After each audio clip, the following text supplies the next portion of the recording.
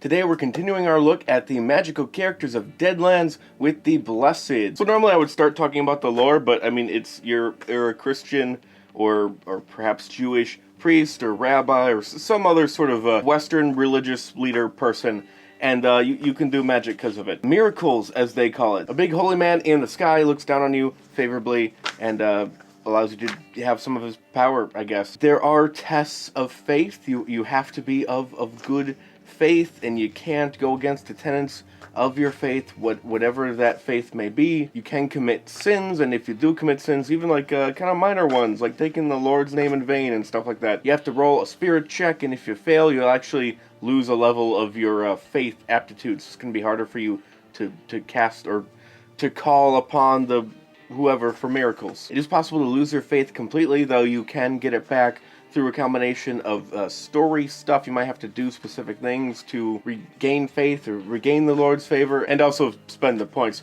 to make atonement. And whenever you try to perform one of these miracles, there's always a chance you could fail that check, which typically means anything from you lost concentration to maybe there's like a brief lapse in your own personal faith, and maybe the deity is punishing you, or maybe, probably, they're testing you. They're challenging your faith by completely breaking trust and not helping you when you need it the most.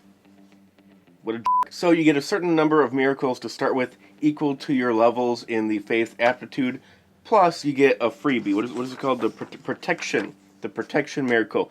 Let's start with that one. So protection, it's an opposed check against evil or a dark side, paranormal kind of creature. And basically it's a stay back, foul demon, as you hold up like a cross or whatever other relic you have that's relevant to your religion. And if successful, they can't touch you or harm you directly with a spell or whatever else. I guess they could harm you indirectly by knocking something over, like shooting rocks above your head or something, causing that to fall onto you or something. And they could attack your allies. There's no direct protection for your allies with the protection miracle, though you also could sort of indirectly kind of protect them, use this to protect them by getting in between the evil or whatever that can't touch you or harm you and your allies. So just step in between with the cross, protecting the big men with guns behind you, and being all dramatic and whatnot. And with your luck, with my luck, the spell would fail right then and there, and then I would get eaten by a werewolf or something. And anyway, now another miracle that can be used to sort of keep the evil spirits, demons, whatever else at bay is with Sanctify, where you can spend, it's like a week, to consecrate a big chunk of ground to make it holy, and then, yeah, consecrate, that's a word, I used it correctly, I'm smart. Any evil creature or undead that walks onto this consecrated, sanctified, holy ground will start to take damage, steaming and smoking and all that, which is neat. Speaking of keeping evil away, or forcing evil away, Exorcism, a classic. Who would ever make a holy, blessed kind of character without having the ability to do exorcism? This goes without saying. And it's exactly what you'd expect. Someone has a demon in them, or manito, and you do an exorcism and try to get him out of there. But if you fail, or if any blessed person fails in an exorcism, that demon has an easier time resisting future exorcisms by that person. So that could be a fun little story hook. You roll into town and, hey Reverend, we need you. The person just tried to do an exorcism and it didn't take. We need another person to do an exorcism.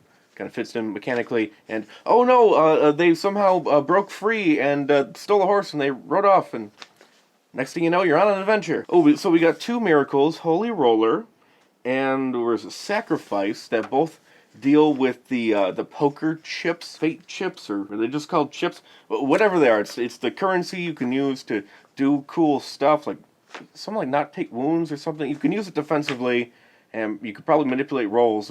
That's always the thing in these games.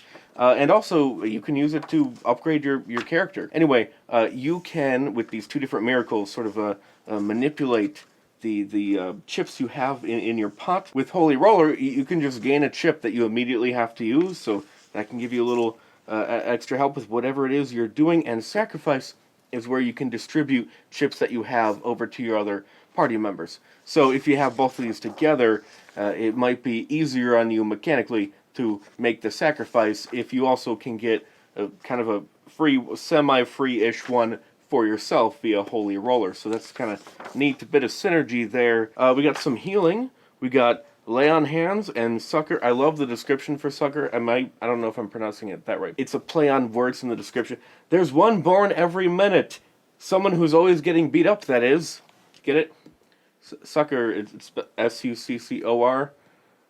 But it's Sucker. There's a sucker born every minute. So this one is like a really light, like quick and dirty kind of heal. And Lay on Hands is a bigger one. It's a bigger heal. You heal people. Laying on hands. Classic RPG stuff. Inspiration, that's another fun one. You basically give a little mini sermon, a speech, talking about some encounter you had with, it's supposed to be like with a evil, I think, right? Specifically, it's supposed to be, I've faced reckoners before, and blah, blah, blah, blah, blah, my child, blah, blah, blah, blah, blah. You'll be fine. Should have been a priest. And with inspiring words such as that, you can help manage your party's fear, and probably NPCs or something. Makes sense if you could. Anyway, what else have we got? Smite. Smite is very misleading. When I hear Smite, I think of like a holy damage attack. Mostly I think of a paladin, and like a magic hammer comes out of nowhere and smites someone with holy fire and whatever. It just increases your strength. You're just stronger. Potentially, it could be really awesome, but it's just weird paired with that name. Anyway, if you want to play a Blessed character, there is Fire and Brimstone. It's the source book for the Blessed character for this Deadlands, the Weird West, and each of these magical characters that I'm talking about have their own. Not sure if I mentioned that. Smiths and Robards for the Mad Scientists. Hucksters and Hexes, and then the Ghost Dancers one for the Shamans, which the Shamans we're going to talk about next time. And from what I understand, you really want the Ghost Dancers one for Shamans. I hear they're terrible. And it seems like that definitely could be the case, but the expansion might make it better. Blessed. Let's talk about the Blessed more. I got time. Unfortunately, there is no like mechanical distinction between playing like a priest, like a Christian Catholic person, or like a rabbi, which I think is a missed opportunity. Maybe the expansion has it, but like maybe you would pick and like you could be like a rabbi, right? Because they mention being of the Jewish faith as an option in that chapter, right? So if you could pick a rabbi, then you could get like an extra special summon golem miracle, right? Originally, golem is a Jewish legend. A rabbi made a man out of clay to protect him or do work for him, or I don't know. I wasn't really paying attention. I don't know where I'm going with this. I guess I just wanted to share that tidbit that I knew where golems came from. I don't know why. This video is going to be like 3 minutes long. I'm sorry. Maybe the next one will be better. Bye.